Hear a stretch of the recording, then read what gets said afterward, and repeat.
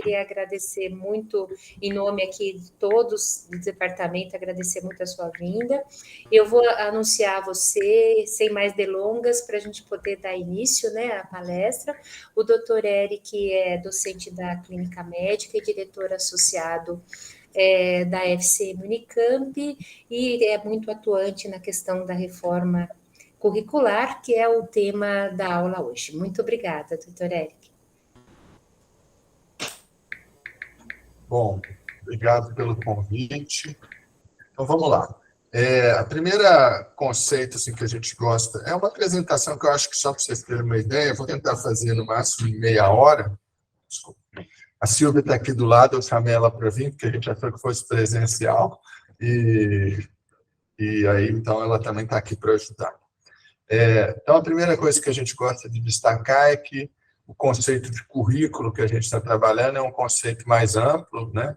O conceito efetivo de currículo não é só as caixinhas e as emendas, mas sim todo o processo de tudo que regula e define como que a instituição interage com os seus alunos para atingir os seus objetivos. Então, inclui também os métodos e estratégias educacionais, inclui avaliação, inclui monitoramento da qualidade das mudanças, etc. Tá? A gente tem 2 documentos que a gente partiu deles como fundamentais para essa discussão. O primeiro foi o relatório da Comissão da Reforma, que trabalhou na gestão anterior, coordenado pela professora Joana, e esse aqui é um documento que a gente chamou de estratégia de trabalho, que foi proposto inicialmente pela diretoria e depois aprovado pelo núcleo docente estruturante logo no primeiro mês da gestão, e aí ele vem balizando as nossas atividades. Tá? Então, a gente divide esse processo em algumas etapas. Essa etapa pré-reforma é importante, é tudo que aconteceu desde a reforma anterior. Né? Então, era aquele, parece que ele não era sistematizado, mas ele era importante. Né? As discussões que a gente tinha sobre o curso, na FEG, no ANIDERO, na PEN, nos corredores, na congregação. Né? E, então, isso tudo são elementos importantes que eles estão incorporados, principalmente a partir da memória das pessoas que estão participando, que são pessoas que viveram isso. Tá? Depois teve uma etapa formal diagnóstica, no final da gestão passada, que foi aquela que foi uma comissão de mais ou menos 50 docentes, coordenada pela professora Joana, que gerou aquele diagnóstico, que de alguma maneira compilou essas percepções aí da etapa pré-reforma. Aí depois a gente entrou, então, nessa etapa de construção do novo mapa, que a gente está, na verdade, ela, de acordo com aquele método, com aquele nosso programa, ela tinha expectativa de término até abril de 2023, e a gente está meio que na transição entre essa e a etapa seguinte, que será uma etapa muito importante, que é quando as disciplinas vão ser efetivamente estruturadas. Tá? Então, para quem não ouviu isso, poucas pessoas, eu acho, a maioria já ouviu, a ideia é o seguinte: nesse primeiro momento, que acaba em abril, a gente está definindo os espaços de que cada grupo de conteúdo vai ter, em que momento e tal. Mas uma etapa muito importante, que é definir detalhadamente qual o conteúdo que vai estar ali dentro de clínica médica, na área de hematologia, o que a gente vai falar, como que a gente vai falar, em que cenário, tudo isso será feito agora, a partir de maio, com mais tempo. Então, isso vai para a DARC, o mapa, com emendas assim, genéricas, e aí a gente vai ter tempo de efetivamente montar o que será o currículo. Tá? Dentro dessa, então, se a gente pegar essa etapa de construção do novo mapa curricular, né, ela está toda detalhada nesse documento aqui de estratégia de trabalho. Então, a gente dividiu ela em, se não me engano, 12 etapas. Então, primeiro foi elaborada essa proposta pela diretoria, ela foi aprovada pelo NDE, isso foi em setembro. Aí, um dos itens era ampliar o NDE, então a gente constituiu esse NDE ampliado, e aqui, talvez, não sei se está 100%, talvez falte uma pessoa, 2 aqui, mas o NDE ampliado, então, são as pessoas que estão trabalhando mais diretamente. Né? Então, é o NDE institucional, tradicional, e esse aqui, então, foi incluído com representantes de diferentes áreas para poder ajudar na reforma. Tá? Então, tem representantes de cada departamento, que foram solicitados às chefias que indicassem, e tem também algumas áreas que a gente achou, tanto discentes, residentes, PAEP, egressas, algumas áreas que a gente achou que fosse importante. Um representante da área de atuação em cenário externo. Agora, mais recentemente, esse que está faltando. A gente entendeu por bem ter um representante da linha de raciocínio clínico. Então, esse é o MDE ampliado. Então, depois que esse MDE ampliado foi criado, a gente fez uma fase aí de uns 2 meses discutindo, capacitando a equipe para todo mundo falar a mesma língua. Paralelamente, a gente divulgou isso na comunidade da FCM, em algumas áreas chegou mais, em outras áreas chegou menos, né? E aí a gente foi para essas etapas 6 e 7, que são mais concretas. Então, essa etapa 6, a gente definiu os chamados eixos curriculares e definimos diretrizes assim, muito genéricas de como os conteúdos deveriam ser abordados. E na etapa 7, a gente elaborou um mapa curricular a partir da etapa 6. Tudo isso, talvez daquele documento, se alguém que não tiver tido ainda muito contato com o processo quiser entendê-lo melhor, a minha recomendação é ler do documento de estratégia de trabalho as premissas operacionais. A gente tem premissas gerais, que são muito derivadas da fase da gestão anterior, mas a gente tentou desdobrar as premissas gerais em algumas orientações que deveriam ser contempladas no novo currículo. Então, por exemplo, vou dar alguns exemplos aqui. Antecipar o conteúdo, o contato com a prática clínica, com tarefas de complexidade crescente, privilegiar as competências necessárias para a formação do médico geral, diferenciando graduação e residência, redução de no mínimo 10% da carga horária de todas as disciplinas obrigatórias, com aumento do tempo de estudo dentro da grade horária. E aí tem várias outras, eu não vou passar um a um aqui, tá, gente? Mas então, essas 2 páginas de premissas operacionais, elas são uma leitura que eu acho bastante interessante para quem quiser se atualizar aí, pegar o carro que está andando agora, vai entender bem a lógica da reforma. Então, a partir dessas premissas, então, a gente foi para aquela etapa de definir os eixos, isso foi discutido no NDE, a gente foi para um modelo que a gente chama de espiral, que é bem antigo, coisa dos anos 90, não tem nenhuma novidade, mas a ideia isso é mais um conceito para a gente nos guiar, né? Na verdade, o currículo ele não tem uma coisa, ele não muda muito no formato, mas a ideia é que a gente não espere acumular todo o conhecimento para introduzir as ideias que são de nosso maior interesse, por exemplo, raciocínio clínico, etc. Então, geralmente, a ideia era essa, vamos dar todo o conhecimento, aí daqui a pouco a gente lá no quarto, quinto, sexto, a gente consegue. Então, deve introduzir precocemente, com complexidade menor, e aos poucos vai repetindo, com repetições que devem ser programadas, idealmente, né, porque a gente tem muita redundância não programada, que é ruim. E aí, com isso, você vai facilitando a retenção. Então, discutindo isso com base no nosso perfil da Grécia, a gente ficou com esses 5 eixos, tá? Bases do cuidado da saúde, que é tudo que é fundacional, então, por exemplo, a coisa do IB, também a parte de humanidades, que a gente considera fundacional, está aqui nesse bases, são conhecimentos, né? Em geral, uma coisa mais teórica. Tudo que tem a ver com prática, então, pediatria, GO, clínica, cirurgia, voltada para um indivíduo está nesse eixo vermelho, tudo que tem a ver com saúde da população e gestão está no eixo azul. Ética está no eixo verde, e ela recebe aí, ela é agregada desse item aqui, carreira, que a gente quer discutir um pouco mais, né? Dá mais chance para o aluno ver isso durante o curso. E um outro eixo, que era o eixo, que era onde estava, por exemplo, o IPC, só para vocês localizarem, né? A gente dá um nome diferente para ele, Aprendizagem Permanente de Bases Científicas da Prática Médica, e é um eixo que a gente gostaria que ele ele fosse fortalecido, né? Com a ideia de que o aluno não vai conseguir aprender tudo aqui, então que ele tem que ter mecanismo, ele tem que saber continuar aprendendo. Tá? Então, esses são os eixos. Aí, a etapa seguinte foi definir, então, desdobrar um pouco dentro desses eixos, como que a gente abordaria, né? Então, a gente teve uma oficina que vários colegas participaram. Aqui a gente até chamou mais pessoas, além do grupo do NDE ampliado, e gerou aí um monte de relatório. Então, por exemplo, como que...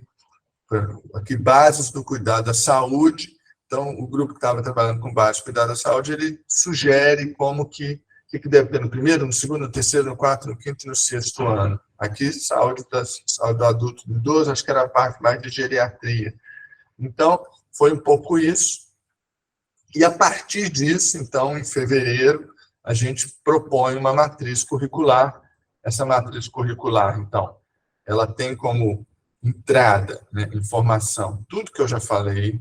Então, eu vou elencar aqui porque é importante. Discussões, pré-reforma, as avaliações que foram feitas ao longo de anos no NAPEM, no NAPS, o histórico de demandas para a SEG, os resultados dos dias de avaliação, o que a gente ouviu durante todo esse processo da comunidade docente e de professores, PAEP, FUNCAMP, também feedback dos discentes.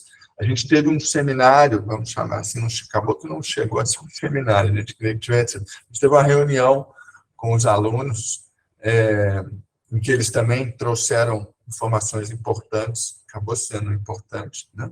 Como a gente esperava, embora tenha havido muito pouca gente. Aí a parte regulatória, as DCMs, as diretrizes para extensão, perfil do egresso, a literatura, outros roteiros curriculares.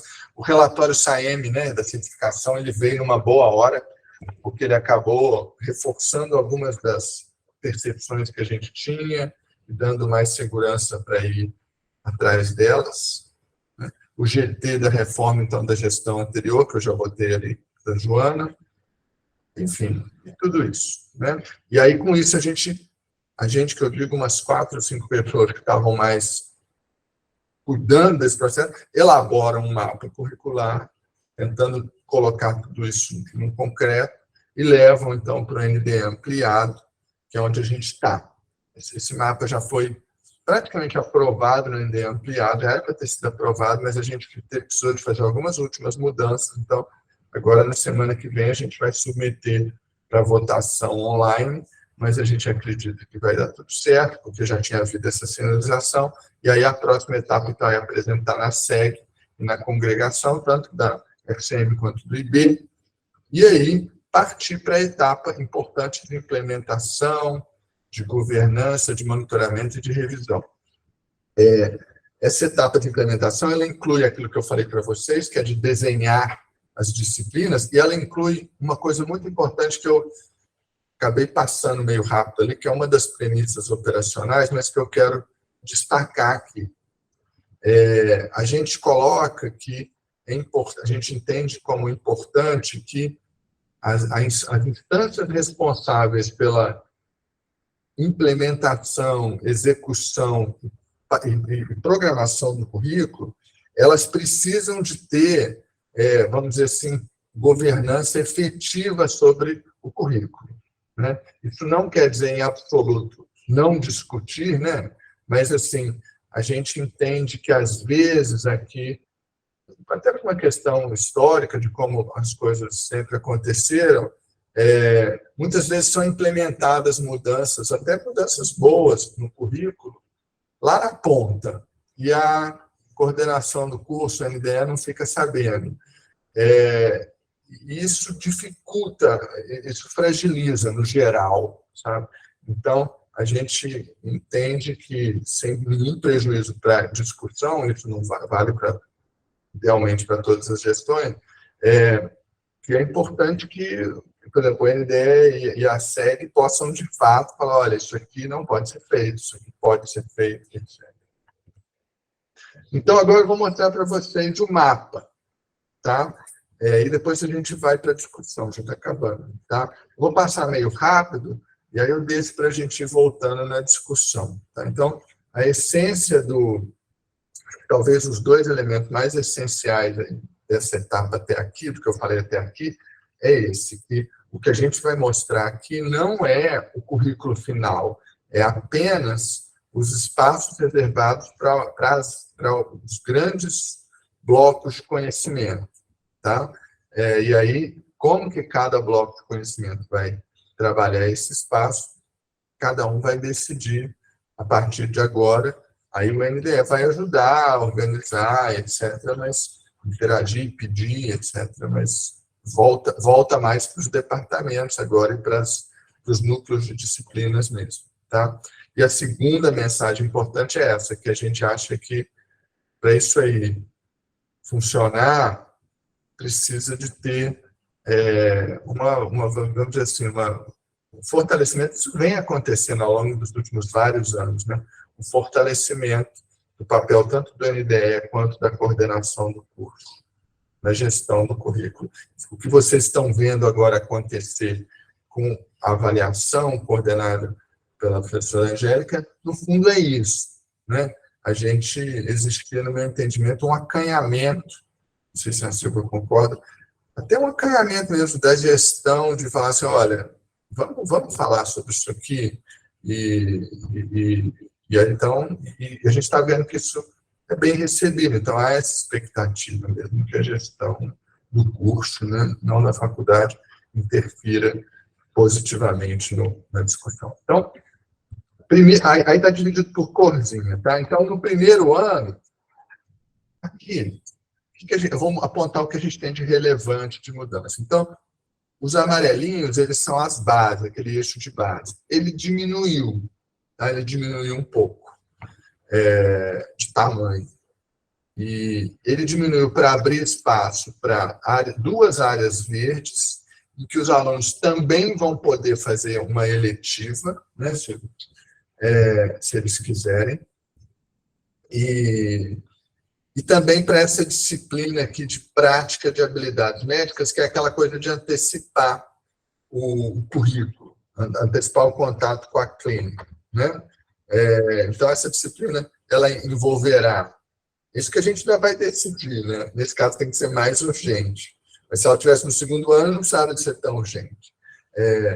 Um pouco de discussão sobre o que é ser médico, e depois um pouco sobre a postura, e depois bastante de habilidade efetiva mesmo que caiba nesse primeiro ano, tá? A gente diminuiu o IPC, que deixa de ser IPC, então a gente vai ter que desenhar um outro modelo, isso já tem gente pensando, para que ele fique mais longitudinal ao longo do curso, né? E aqui tem, dentro das bases, não só as coisas celulares, anatômicas, etc., mas um bloco aí de 2 horas de bases humanas, de discussão assim, de disciplinas, como que alguns conceitos das humanidades podem ser importantes. Tá? No segundo semestre, é mais ou menos a mesma tendência. Aí, no segundo ano, a gente também diminuiu um pouquinho, tá? O amarelinho. Então, essa está sendo uma negociação importante com o IB tem sido receptivo a isso. Então, o que eles vão fazer? Eles vão se reorganizar dentro desse novo espaço. Por enquanto, aqui está com os nomes atuais, mas a gente quer que eles se reorganizem. Então, eventualmente, eles vão ter a oportunidade de perceber que, olha, já que vai ter que diminuir 4 horas, eu não vou diminuir 4 horas da fisiologia, eu vou diminuir 2 da fisiologia e 2 de outro lugar, etc. Então, essa discussão que ela tem um pouquinho de tempo para ser feita. Tá? Aqui tem uma disciplina, de novo, aqui a gente aumenta a área verde e tem uma disciplina nova, está naquele eixo de aprendizagem contínua, que é uma disciplina que ainda, talvez a gente possa discutir isso no detalhe, ela ainda é efetivamente, ela tem um componente de uma aposta de que esse é um conteúdo contemporâneo, importante, tudo que envolve aí, saúde digital, não só telemedicina, mas as discussões de inteligência artificial, etc. Então, a gente achou interessante colocar isso, proteger um espaço para isso dentro do currículo. Tem um outro aspecto importante aqui também, que é o seguinte: a anatomia patológica, ela volta a ter um espaço privativo no segundo ano. Tá? Aqui era uma introdução à patologia que envolvia laboratório, então ela passa a ser só de novo da patologia. Por quê? Porque no terceiro ano, a patologia, que estava muito ligada à fisiopatologia, ela continua nos ajudando, mas ela diminui o protagonismo dela, porque a gente quer tentar fazer aqui o que muita gente acha que é a maior mudança desse currículo, que é uma integração efetiva entre o ensino de semiologia e o ensino de fisiopatologia. Então, a gente vai criar uma única disciplina, na verdade vão ser várias, mas assim, hoje é fêmeo de manhã e fisiopato à tarde, então vai ser raciocínio clínico, por exemplo, pulmão, tórax, etc. E aí, o mesmo grupo de pessoas, idealmente, vai estar discutindo como apresentar a ideia que o aluno ele esteja nascendo aprendendo coração depois que ele já passou por isso, já recebeu o conteúdo teórico. Tá? Então, não é fácil, mas, assim, lembrando, a gente tem um tempo para pensar nisso, porque a decisão tomada aqui é só o seguinte, a gente acha importante fazer essa integração. Aqui também tem um horário de área médica que já tinha, né? Ética, anatomia, o eixo de aprendizagem permanente aqui tem um espaço, que a gente colocou esse nome, Medicina, Evidência, Decisão em 2, que lembra um pouco o modelo que já teve, mas, de novo, como eu disse, esse é um eixo que a gente vai ter tempo de discutir como será. No quarto ano, então, são 4 blocos, passa a ser internato, o quarto ano efetivamente, né, porque a gente tem uma situação meio intermediária. Então, a gente tem a turma é dividida em 4, parte da turma fica na atenção primária, que é a atual MD 758, mas com algumas diferenças.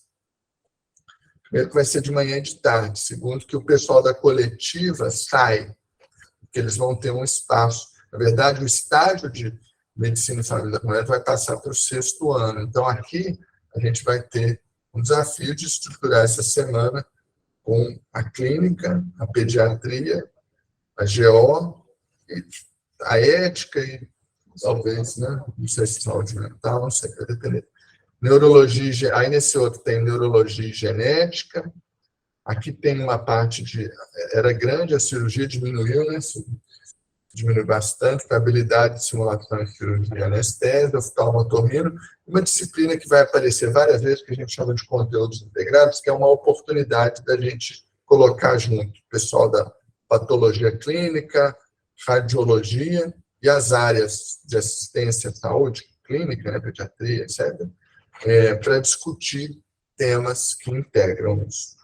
Aqui vem no outro bloco, medicina interna e geriatria, dermato, cuidados paliativos e medicina legal, então, que não existia esse cuidado paliativo, também é uma demanda nova da diretriz, a gente está introduzindo. E aqui, a parte de saúde coletiva, que é mais ambulatorial, né? Que era no 5º ano, passa para o 4º. E no último aqui, um estágio de saúde mental no internato, que também era uma demanda, férias e um espaço de eletivos. Pois no 5º ano, o espaço da pediatria, como é hoje, é óbvio que vocês podem modificar, vocês já podem modificar a hora que vocês quiserem, propor uma mudança, mas é óbvio que esse é um momento que talvez fique mais a inércia para mudar alguma coisa que precisa ser mudada, ou que vocês acham que possa ser benéfica, facilita, né? Porque é a hora que a gente está pensando em mudar. Mas, a princípio, está preservado que seja absolutamente igual é hoje, não tem problema nenhum. A mesma coisa da GO. Tá? Aqui, nas áreas clínicas, cardio, RNI, imunopneumo, endócrino. Daí, aqui, medicina interna, cirurgia geral e, de novo, uma área de disciplinas de conteúdos integrados, que repete um pouco aquele modelo.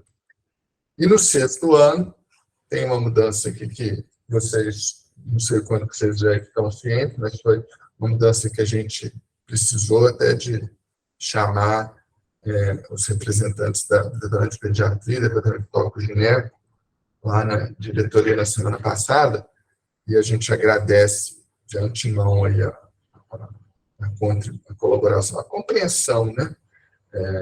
Que foi uma mudança que precisou de ser implementada mesmo.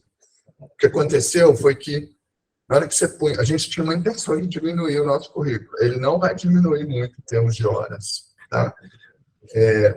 Porque a gente teve que introduzir algumas coisas. Né? Esse estágio de medicina de família e saúde mental, no 6º ano, ele precisava de ser introduzido, tem que ter o estágio de medicina da família pela diretriz, havia uma demanda, uma expectativa. Então, são 15 dias, tá? E eles estão saindo das 758. A gente quis introduzir eletiva, a gente quis introduzir espaços vazios, né, espaços verdes. Então, consequentemente, a gente tinha tentado não mexer na pediatria e na GO, a partir daquela premissa de que são áreas que funcionam bem, etc., mas não teve jeito.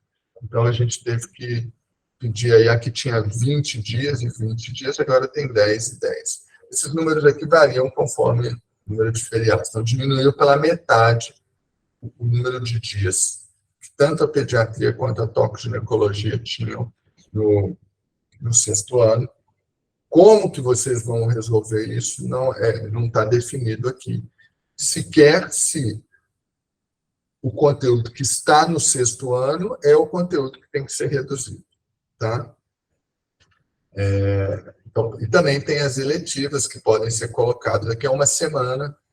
Eventualmente, vocês vão querer fazer uma eletiva de alguma área específica para o aluno poder participar.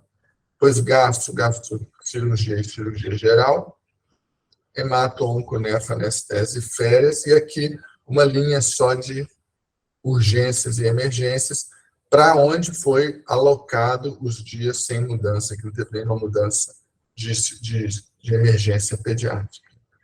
Então, esse é o currículo. O próximo passo é aprovar no NDE ampliado, que a gente deve fazer semana que vem, apresentar a proposta na SEG e na congregação e submeter a DAC. Aí, uma vez submetida a DAC, com emendas genéricas, a gente vai começar essa discussão mais detalhada sobre o que fazer dentro de cada disciplina. E aí, por exemplo, aquele material que já foi compilado, tanto numa ação da Silvia, né, numa gestão anterior, quanto na gestão passada pela Simone, que gerou aquela matriz de competência, a gente vai usar, discutir estratégia de ensino, discutir avaliação que já vem sendo discutida. Isso aqui é uma coisa, assim, óbvio que a gente vai participando do processo, às vezes vai ficando engasga na hora de ler esse slide aqui, mas a gente não pode deixar de lado onde a gente quer chegar, tá? Porque senão a gente vai desanimando é muito fácil a gente pensar nas dificuldades, que são muitas, né? Mas a gente tem que batalhar para que a gente possa chegar aqui onde a gente quer. Ter um currículo mais moderno, que atenda o nosso perfil, mas que incorpore algumas das questões que estão sendo colocadas aí como mais modernas, ainda que a gente tenha um componente de incerteza em cima delas, por exemplo, a coisa da saúde digital. A gente tentou fazer uma coisa que não dependa de contratar mais 10% por departamento. É óbvio que às vezes a pergunta surge, mas o meu departamento vai acabar. Aí, realmente, se a situação piorar muito mais, a gente vai ter que achar outras soluções, e é isso que a gente não tentou tanto. Lembra que a gente tentou não trabalhar num mundo que não é o nosso, do ponto de vista de muito melhor, a gente também não está raciocinando em cima do mundo muito pior, senão não vale a pena nem discutir.